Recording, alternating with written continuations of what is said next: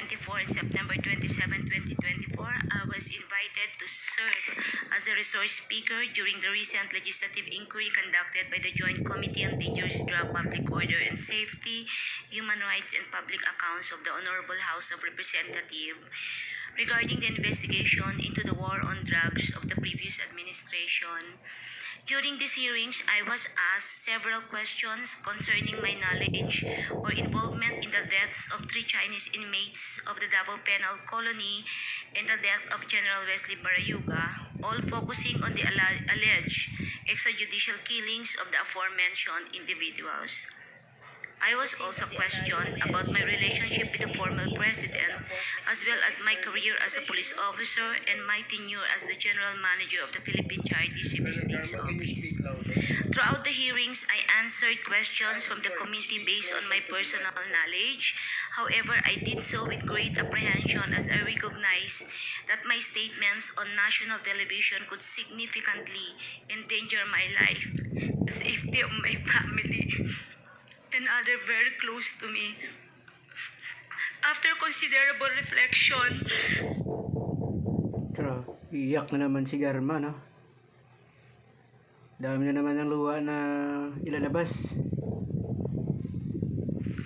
I am now executing this affidavit to provide a comprehensive information to the Quadcom regarding everything I personally know about the war on drugs during the former administration.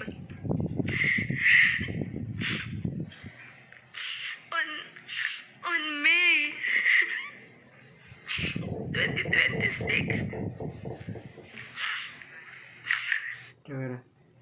Kawawang-kawawa na si Garma, no? Di ka paniwala na maganyan ka, Garma? Kala ko ba yan ay lalaki? Babae pala. Grabe. I received a call from the President, Rodrigo Roa Duterte, at approximately 5 a.m., instructing me to meet him at his residence in Doña Luisa, Davao City. I was already acquainted with the mayor, having served as the station commander in one of the police stations in Davao City during his tenure.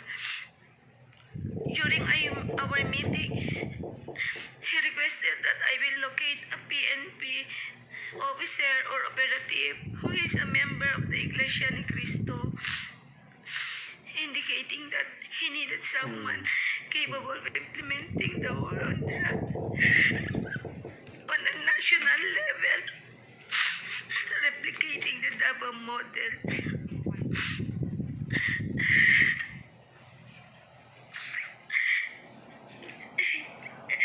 The Davao model referred to the system involving payment and rewards.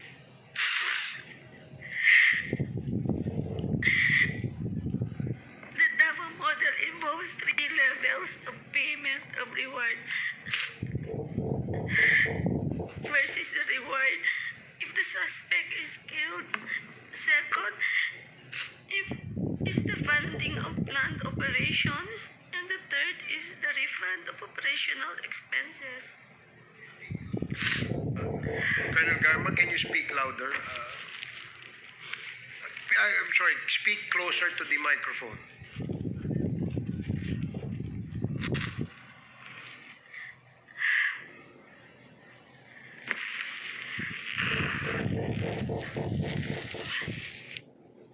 Bueno, awang-awa na si Garma. Garma, sabihin mo na, sus, kung ikaw lang ba makulong, kailangan makulong din yung boss mo. Initially, I informed the President that I was unaware of any individual with those qualifications, as I had not been assigned outside of Davao City or had served in the national capacity within the PNP. However, I recalled my upperclassman Edilberto Leonardo, who was heading the Criminal Investigation Detection Group and was also a member of the Iglesia ni Cristo. I mentioned his name to the President. On the same day, a certain individual named Mooking contacted me to request for the phone number of Leonardo's contact details, which I promptly provided. A week later, I learned from Arthur Narsolis via phone call that Sir Leonardo had been summoned and was instructed to proceed to the Royal Mandaya Hotel in Davao for a meeting.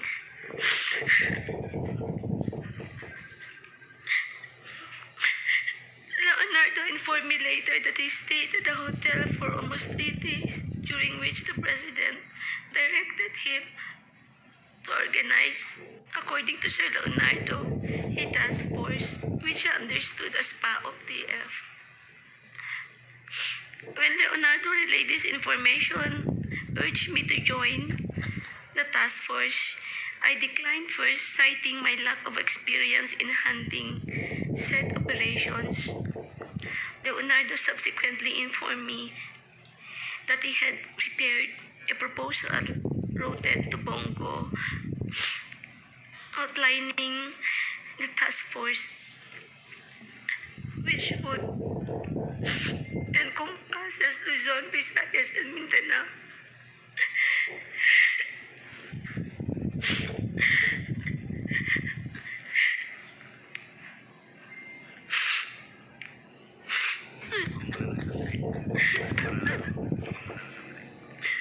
I am afraid of my life, Mr. Chear.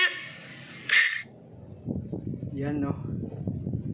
Padala kayo sa mga pera.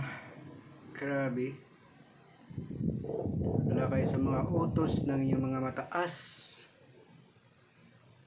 Yan ngayon. Hindi ka na si Garma. Hindi karma.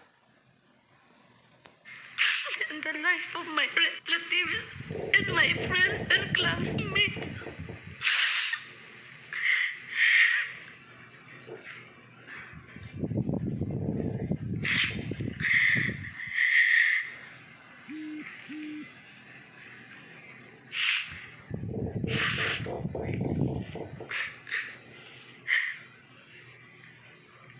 Leonardo subsequently informed me that they had prepared a proposal routed to Bongo confirming the task force operation, which would encompass Luzon, Visayas, Mindanao. He also inquired if he and his classmates could have a courtesy call with the president through Bongo for a photo opportunity. Considering this, I thought it prudent to invite also my classmates to join the courtesy call. So in the presence of Colonel Bacay, Villela, Grijaldo, Tuzon, and Dueñas, the member of class 97 and 96 were accommodated in separate rooms at the DPWH office in Panacan, Davao City. The president did not enter our room, and I was unaware if he visited the room of class 96. After the courtesy call, Leonardo informed me that the structure of the mentioned task force would undergo changes. In June of 2016, Leonardo has transferred from Manila to assume the position of the chief of the CIDG Region 11. During the initial 3 months of the assignment, I facilitated all meetings between Leonardo and Bongo at Leonardo's request. Okay. Subsequently, they established the Grabe ba, ti si Bongo? Grabe ka, ti Bongo. direct communication.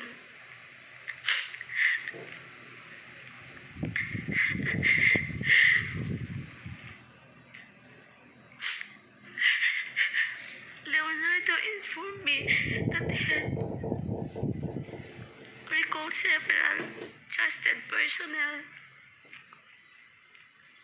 namely Lester, Romel Bactat, Rodel Servo, Palma, Peter Parungo to serve as operative for the task force. Notably, Bagtat, Serbo, and Palma were, for now, discharged from the police service.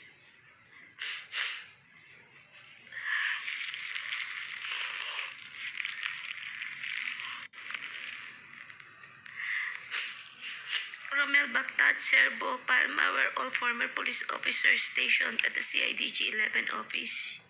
They were discharged from the service on or about a year ago due to an operation that led to the killing of one individual. Lester Berganyo is a provide citizen, while Peter Parunga was a former detainee of CIDG due to a charge of rape that has been cleared. Romel Bagtat, Serbo, Palma, and Parunga were charged with the task of collecting and verifying information provided by police officers in the field concerning arrests, deaths of individuals named in the list of drug personalities, and creating summary reports. All of these reports would then be encoded and compiled by Lester Berganyo. The compilation is thereafter elevated to Sir Leonardo, who will decide what level the arrest or killing was and its corresponding reward.